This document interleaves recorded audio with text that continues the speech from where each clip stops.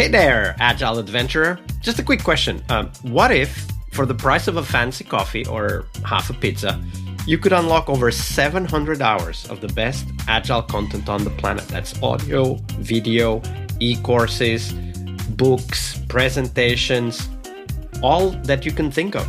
But you can also join live calls with world-class practitioners and hang out in a flame war-free and AI slop-clean Slack with the sharpest minds in the game. Oh, and yes, you get direct access to me, Vasco, your Scrum Master Toolbox podcast.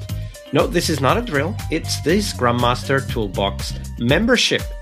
And it's your unfair advantage in the Agile world. So if you want to know more, go check out scrummastertoolbox.org/membership. That's scrummastertoolbox.org/membership. And check out all the goodies we have for you. Do it now. But if you're not doing it now, let's listen to the podcast. Hello, everybody. Welcome to our Success Thursday here on the podcast. This week we have with us Juliana Stepanova. Hey, Juliana. Welcome back. Hello, everybody. So Thursday, Success Thursday here on the podcast, of course. But before we dive into what success means, let's take a detour and explore your favorite Agile retrospective format, Juliana. Actually, I was thinking about this question. What is my favorite format? But format, it's mostly like predefined, like opening, some brainstorm question, and so on. So I focused on the one of exercises that I really like, and I use it overall, even outside my Scrum Master life. It's wedding retro. And it's like very simple stuff. Yeah, I see you are smiling at the moment. So it's actually one of the points why I'm using it, because the people really like when they hear this like name wedding retro, they already have like positive emotions. And behind it, it's actually normal stop, start, keep, and continue, or to invent something new. And what is the main point there? It's something old that really like was working, like to continue to do it. Something new where we have really stuff that we can improve or start trying or experimenting. Something borrowed, perfect area of investigation. If we saw some idea, if we see a new method in another team, what they used, or taken from other area or departments, and we can identify this tool idea and try to implement in our team. And something blue, like blockers, issues, risk in the way of blocking us, or something that we can improve. So it's really like classical exercise, but it's with another perspective of how we are approaching it, with a really funny name. I really like this exercise and using it really all over the time. Right. Do you have a blog post or an article that we could link to that explains the format? I will send it from Retromat. I will put the link, yes, to the Retromat. So we'll add the link to the show notes that people can go and check it out. The reason why I smiled is because it's so surprising, right? And it is, as you said, it invokes positive emotions, but also curiosity and surprise. It's like, oh, how would that be? And I really like that. And that's a tool that we have when we host retrospectives, right? We can come up with themes, with topics that I think the word would be disarm, right? Like make people feel more at ease. If you laugh at the start of the retrospective, you are ready for a much better retrospective than if you're just tense and anxious and nervous as it starts. So definitely great idea, the wedding retro, and the link is in the show notes. But of course, we do these retros because we want to help teams succeed. So Juliana, when you think about your work as a Scrum Master, what does success mean for you? Tricky question, really tricky question. I would give an example where I feel myself as a successful Scrum Master. I will start from this real example.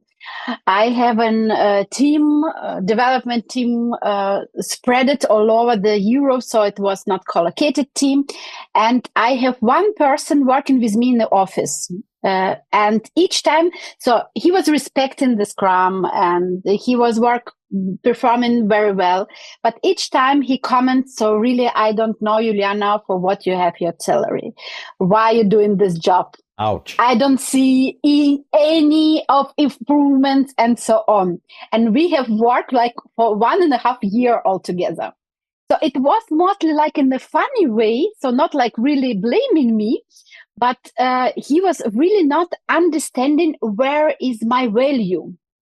And afterwards, he changed the company and we still keeping the contact with all of my team members. Actually, I am in the contact even after the years as we spread it through the companies. And after the 8 months, he called me and said, Juliana, now I know what you did that time. So really now I understanding, and it was so amazing work. And that was my really success story, because sometimes the work of the Scrum Master, you cannot measure it in the real numbers, because the work of the Scrum Master is dependent on the persons who are working with the team. So it's leadership, but still it's servant leadership. It's enabling the team. And sometimes it depends on so many factors that it's not possible to really predict. And to measure the success of Scrum Master, it's for me like to measure the success of the team itself and the company, how it's implemented, how it's used. And it's not easy. Yeah, absolutely. And when, like, of course, in this case, you have a concrete measure of your success, right? Somebody who later on comes to you and says, oh my God, what you did was so important. Now I'm in this other company and nothing works and everything is upside down. That's kind of an obvious, right? But I'm pretty sure, I don't know if it happened to you, but it definitely happened to me. And I'm sure many of our listeners, that when people come to you and say, I don't know what you are doing here, I don't see any value, whatever, it kind of puts us in this question of, am I actually doing something? Right? Like, I mean, you might be busy the whole day, but then it triggers this question of, what am I doing that adds value? What am I doing that can be seen? So when you think about these questions, how do you phrase it for yourself so that you can overcome these moments of doubt, which are natural, right? Like anyone that wants to perform will have moments of doubt. Only the people who do not want to perform never have any doubts, right? So how do you answer those questions for you? How do I add value? How do I make my work visible? It's actually the great question. I usually put in the interview when I have an interview to the company for the new job. I actually ask exactly the question, how you will measure my success in 3 months or in 6 months, that you know that I'm right person.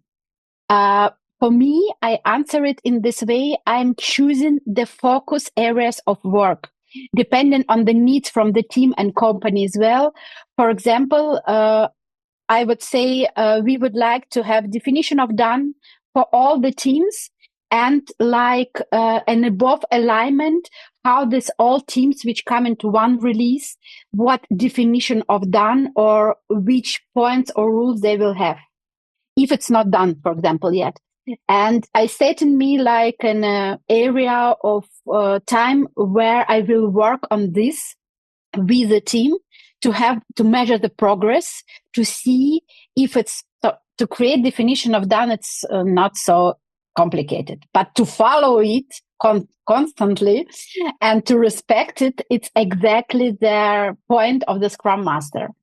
And I've really tracked this progress. I have like a list of 6 teams, and I'm just choosing, connecting to another Scrum Master and asking, could you please give me information or advice? Is it respected? Do you have problems? Do you need to adapt it? And we have like additional events checking up our definition of done. Do we need it for some revision? And all over the time, then I have this like topic closed. and I see this progress. And usually I choose in like 3 main points for 3 months, like time horizon, discussing with the team and asking what we really need to improve or what we really need to do.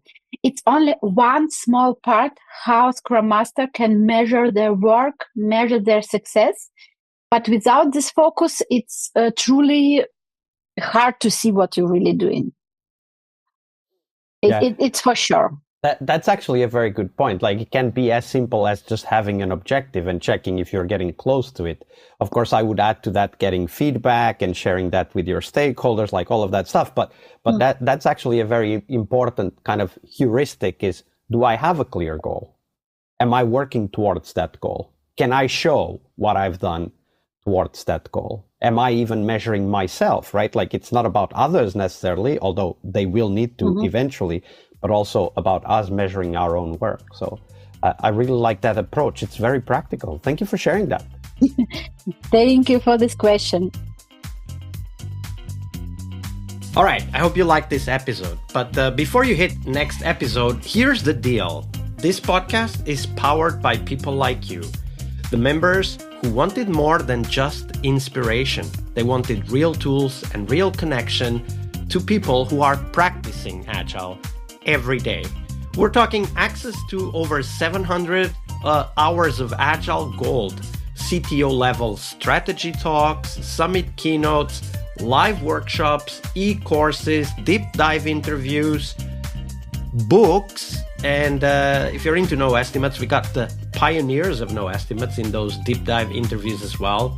Agile business intelligence, creating product visions, coaching your product owner courses, you name it.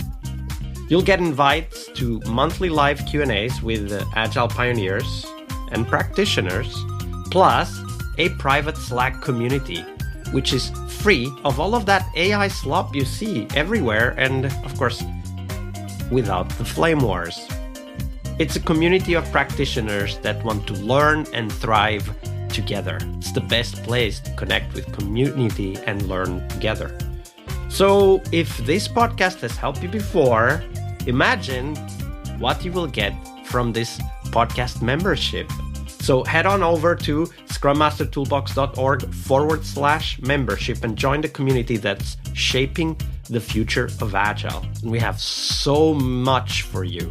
So check out all the details at scrummastertoolbox.org/membership, because listening is great, it's important, but doing it together, that's next level. I'll see you in the community Slack. We really hope you liked our show. And if you did, why not rate this podcast on Stitcher or iTunes? Share this podcast and let other Scrum Masters know about this valuable resource for their work. Remember that sharing is caring.